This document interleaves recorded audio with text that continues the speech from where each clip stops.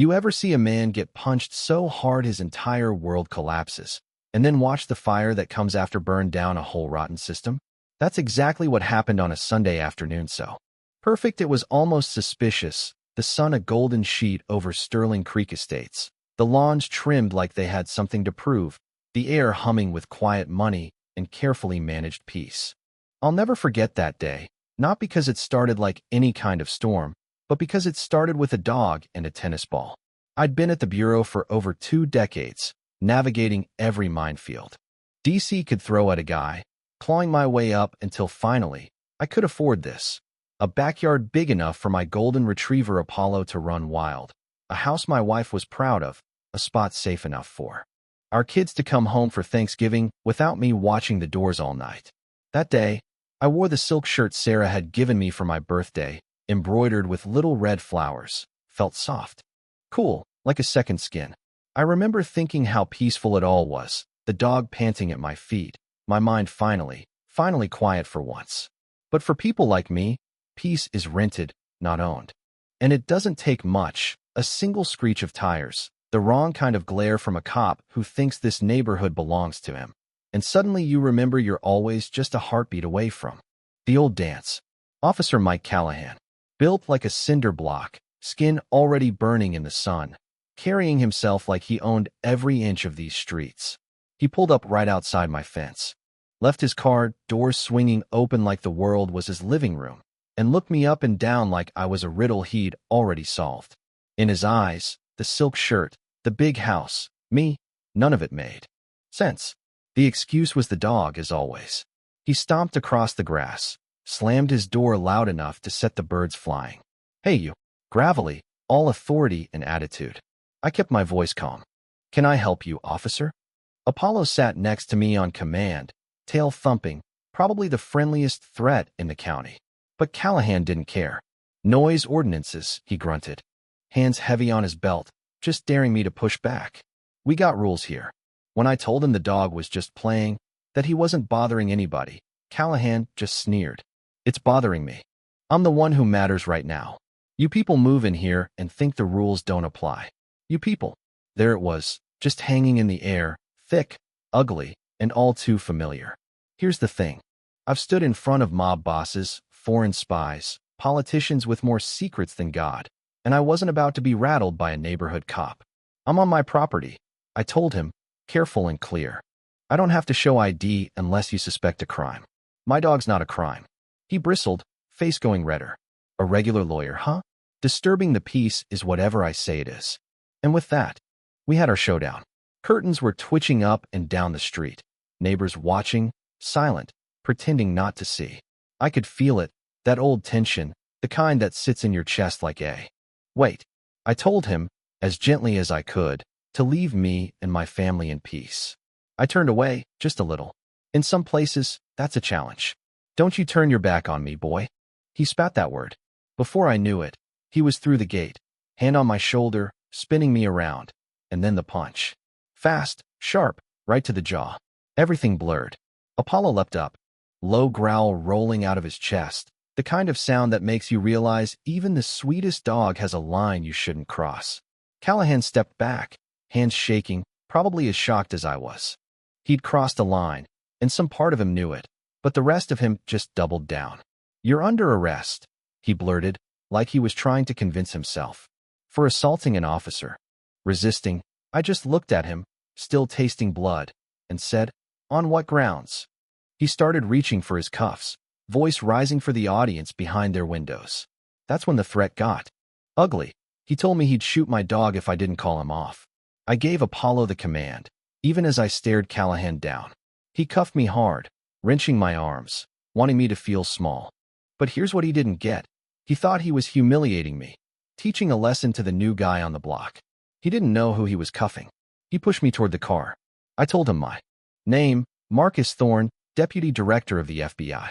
He laughed in my face, told me he'd heard it all before, checked my badge like it was a toy, then threw it in the grass, not daring to really look.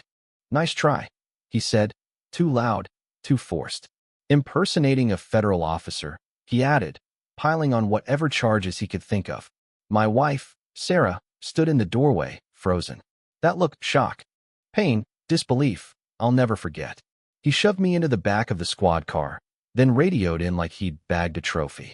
I leaned back, pain in my jaw, anger in my gut, but underneath it all, cold, hard focus. This wasn't just about me. It never was. Northwood Police Station was the picture of faded power. Yellow linoleum, burnt coffee. Nobody looking up as Callahan paraded me in like a prize. The desk sergeant, Henderson, barely even glanced at the cuffs. Cell 3 is open. That's how it goes. The rules are different here, superstar, Callahan taunted. Welcome to my world. You get used to being watched, recorded, cataloged. I made note of everything.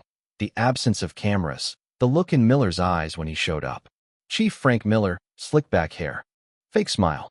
He leaned against the bars and told me how things worked in Northwood, how his word was law, how my little title meant nothing here. He threatened me openly. You'll spend a few hours thinking it over, plead guilty, pay a fine, and this all goes away. And if I didn't, then things get very unpleasant. It was stunning how open he was about fabricating evidence, manipulating the courts, pulling every lever of a corrupt system he'd built. But what he didn't know, what none of them knew, was that my phone call wasn't to a lawyer, but to the heart of Washington. I called David Harris, Chief of Staff for the Attorney General. One word from me, and the entire federal machine would roar to life. As I dialed, Callahan and Miller tried to listen in, still thinking they were in control. David, it's Marcus. I'm at Northwood PD, being detained, assaulted, threatened, and they're tampering with witnesses. This is a pattern, David, not a one-off. I could feel the shift, Callahan's face paling, Miller starting to sweat. Harris was already pulling strings before we even hung up. A team is mobilizing now, Marcus. Just hold tight. That's when you see real fear start to seep in, the kind you can't hide behind a badge. What Callahan and Miller didn't know was that one of their own was about to flip. Officer Evans, a rookie, still idealistic, who'd watched Callahan's swagger turn into something ugly, saw the chief threaten me in my cell, and decided enough was enough. He made his own call, straight to an FBI agent he'd met at the academy, told everything. Meanwhile, Callahan was out there, knocking on doors, threatening neighbors to remember things his way. What he didn't see was the unmarked FBI car parked down. The street, cameras rolling, recording every word, every threat. The next morning, the game changed.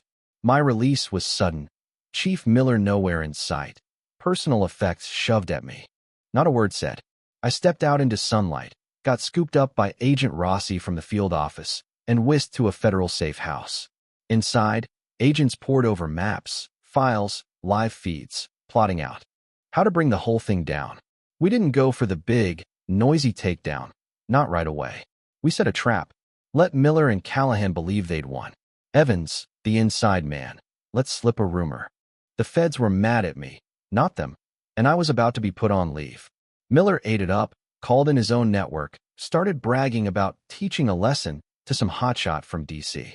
2 nights later, an informal settlement meeting at a fancy hotel bar. But the bar was wired. Mics, cameras, the works.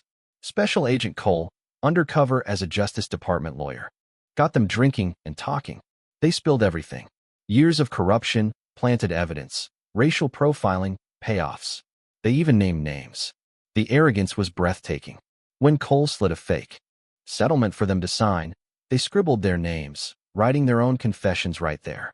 As they left, swaggering, the real trap closed. Let's go to work, I told my team. I want them in cuffs before sunrise. By dawn, federal agents were everywhere. SWAT at the station, no-knock warrants at Miller's and Callahan's homes, the press already rolling. The same cops who'd strutted through town were paraded out in cuffs, perp walked for the world to see. Henderson, the desk sergeant, handcuffed to his chair, watched his world collapse. The town erupted. Confessions leaked. The blue wall shattered. Officers turned on each other to save their own skin. The corruption dragged in judges, a DA, even a state senator, everybody who'd ever looked the other way or greased the wheels. But the real victory was quieter. People stepping forward, sharing stories, reclaiming their voices. A memorial bloomed outside the police station for the victims. A week later, I stood on stage at a packed town hall, not as an FBI director, but as a neighbor, telling the story nobody wanted to hear, but everyone needed to. I was assaulted for being a black man, in a place someone thought I didn't belong. But this isn't about me. It's about every person who couldn't fight back. Justice isn't just for the powerful. It starts with us, right here, right now. When I finished, the silence was thunderous, then applause, then hope. Maybe for the first time, Northwood had a shot at being more than a pretty facade. A month later, on another quiet Sunday, I stood in my yard, Apollo chasing tennis balls again, jaw healed but spirit changed. Mr. Henderson, the neighbor who'd hidden behind his curtains that day, came over. He didn't apologize, just nodded toward my dog and said his grandson loved retrievers. Maybe he could meet Apollo someday. That's how change really starts. Not with grand gestures, but small bridges, quiet words. Seeing the humanity in each other. Justice isn't just thunder and headlines. It's a battle waged every day, in every backyard. So tell me, what part of this story hit you hardest? You think one person's courage is enough to turn a system around? Or is it always bigger than that? Drop your thoughts in the comments, share your stories. And if you think someone needs to hear this, go ahead. Send it their way. Let's keep the conversation going.